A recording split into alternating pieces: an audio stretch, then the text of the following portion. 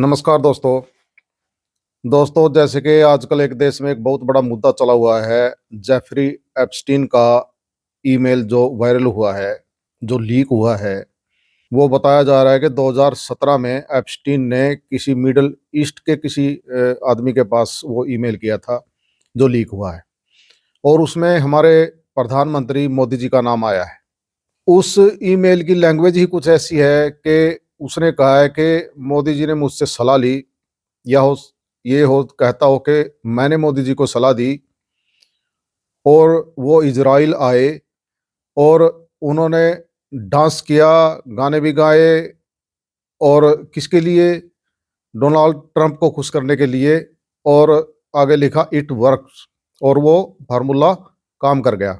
अब अगर Jeffrey Epstein है जो, अगर उसके चरित्र के बारे में बात करें तो वो निहायती घटिया, बल्कि मैं तो ये कहूँगा कि वो दल्लागिरी करने वाला आदमी था। और ऐसे आदमी से अगर हमारे प्रधानमंत्री जी सलाह लेते हैं, तो उससे हम अंदाज़ा लगा सकते हैं कि मोदी जी ने हमारा पूरा वर्ल्ड में कैसा नाम किया देश का, कैसे नाम चमकाया, किस तरह से नाम चमकाया होगा।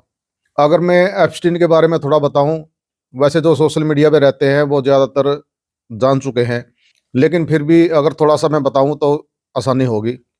एप्स्टीन एक ऐसा आदमी था जो नाबालिग बच्चियाँ, 12, 15 या 17 साल तक की बच्चियों को, जिसमें ज़्यादातर गरीब घरों की लड़कियाँ होती थी, उनको बुलाता था और अपने मतलब बड़ी-बड़ी लग्ज़री गाड़ियों में, और अपना जो उसने एक टापू लिया हुआ था उसके अंदर ले जाता था और वहाँ पर मसाज का काम करवाता था और 15-20 मिनट के वो $200 तक दे देता था, जो एक गरीब घर की लड़की के लिए बहुत ज़्यादा ही बड़ी अमाउंट है। तो आहिस्ता-आहिस्ता वो क्या करने लगा, उनका जो यौन शोषण है मतलब वो करना उसने शुरू कर दिया और फिर उनको इस्तेमाल करना शुरू कर दिया। बड़े-बड़े जो घराने हैं, बड़े-बड़े मतलब जैसे इसके अंदर अगर मैं नाम भी ले लूँ, बिल गेट्स है, खुद ट्रंप है, जो इसके राष्ट्रपति होते थे पहले इंग्लैंड के, उसके अंदर राजकुमार भी शामिल है। तो जितने भी बड़े-बड़े कारोबारी थे, पॉलिटिशियन थे, मतलब उनको सबको उस देह व्यापार में, मतलब अगर हम कहें तो दल्लागिरी, या ये कहें कि उसने हनी ट्रैप का जाल बुनना शुरू कर दिया और उनकी वीडियो बनाने लगा, उनके फ़ोटो उतारने लगा और उसने बहुत बड़ा कलेक्शन तैयार कर लिया, जिससे वो उनको ब्लैकमेल करने लगा, पैसे ऐंठने लगा, जो पॉलिटिशियन है उससे जो भी काम है वो उससे कराने लगा। यहाँ तक कि जो एप्स्टीन की गर्लफ्रेंड थी, जब उसका उससे ब्रेकअप हुआ, तो उसने उससे उसका खुलासा किया कि ये घटिया ही नहीं बल्कि और निचले सतर का आदमी है ये, मतलब इतना बुरा आदमी है ये एप्स्टीन। और ऐसे-ऐसे आदमी से अगर हमारे देश का प्रधानमंत्री सलाह ले रहा है या वो सलाह दे रहा है, ये देखो ये तो जाँच का विषय है।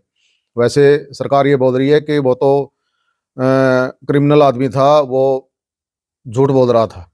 तो ये तो जाँच का विषय है। जैसे कि आपको पता है, अगर इसके अंदर मान लो किसी का, वैसे भी जो विपक्षी नेता है, अगर मैं नाम लूँ राहुल गांधी का या किसी और किसी विपक्षी नेता का, बड़ा नेता का अगर नाम आ जाता, तो पता है आपने, गोदी मीडिया उछल-उछल के बात कर रहा होता। लेकिन यहाँ इस खबर में क्योंकि खुद अपने देश के प्रधानमंत्री का नाम आ गया, तो मीडिया आजकल खामोश है, कोई बात इस पे नहीं चली हुई है। जैसा कि उस ईमेल में डेट लिखी है वो 2017 की है और सही में बिल्कुल 2017 में मोदी जी इज़राइल यात्रा पर गए थे।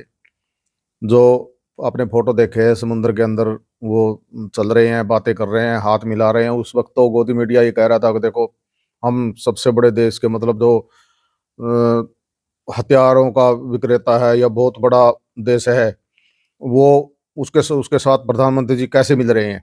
और मोदी जी ने वहाँ जो इंडियन कम्युनिटी थी, उसको भी भाषण में बताया था कि मैं ऐसा देश का पहला प्रधानमंत्री हूँ जो पहली बार इज़राइल आया है, वरना मेरे से पहले कोई भी प्रधानमंत्री इज़राइल नहीं आया। अब पहले इज़राइल क्यों नहीं गए हमारे देश के प्रधानमंत्री? क्योंकि जो फ़िलिस्तीन है, वो मुद्दा बहुत गंभीर मुद्दा है और हमारा देश फ़िलिस्तीन का बल्कि ज़्यादा साथ देता था। तो जो भी हमारा, अगर मान लो कोई भी राजनयिक या कोई भी मतलब अगर जाता था, तो अगर वो इज़राइल जाता था तो बिना फिलिस्तीन के नेता से मिले हुए वो वापस नहीं आता था। लेकिन 2017 का जो प्रधानमंत्री जी का दौरा था उसके अंदर फिलिस्तीन बिल्कुल गायब था, मतलब वो फिलिस्तीन नहीं गए, सिर्फ इजराइल के प्रधानमंत्री से मिलके वो वापस आ गए। अब अगर ईमेल की भाषा पर चले तो उसमें लिखा है कि उन्होंने यहाँ पर आके डांस किया, संग मतलब गाने गाए। ये तो नहीं कहेंगे हम कि वहाँ पर मोदी जी ने माइक पकड़कर गाना गाया या डांस किया होगा। नहीं नहीं, वो जो आजकल ये मीम्स बना के डाले डाले जा रहे हैं, ऐसी ऐसी तो कोई बात नहीं है। उसका मतलब कहने का ये है कि जो हमने सलाह दी थी मोदी जी उसके ऊपर बिल्कुल काम किया, जैसा जैसा हमने किया वैसा वैसा किया, तो उसी को बोलते हैं गाना गाया और डांस किया।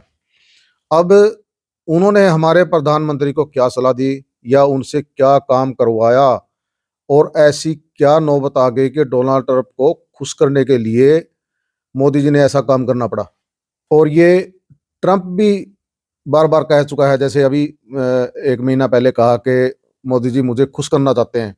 तो ये तो बिल्कुल जो इसकी लैंग्वेज है ईमेल की, वो तो बिल्कुल मेल खा रही है। ये तो 2017 से ही ट्रंप को खुश किया जा रहा है। तो एप्स्टीन के पास ऐसी क्या नब्ज आ गई थी कि वो हमारे प्रधानमंत्री से जैसा चाह रहे थे वैसा ही हमारे प्रधानमंत्री जी काम कर रहे थे। आज ही डोनाल्ड ट्रंप का बयान आया है कि भारत ईरान से नहीं बल्कि वेनेजुएला से तेल खरीदेगा। अब बयान दिया उन्होंने, बयान नहीं दिया, ये ऑर्डर दिया है बिल्कुल कि आप ईरान से तेल नहीं खरीदोगे, आपने वेनेजुएला से तेल खरीदना पड़ेगा। वही वेनेजुएला जिसका राष्ट्रपति उसने उठाया है।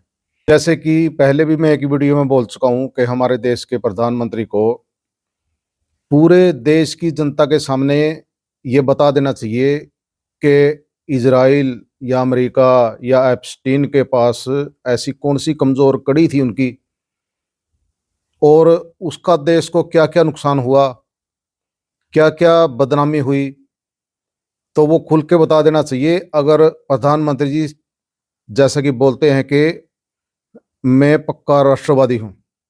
तो दोस्तों, आपको कैसी लगी ये वीडियो कमेंट करके बताना और इसको ज़्यादा से ज़्यादा शेयर करना। नमस्कार।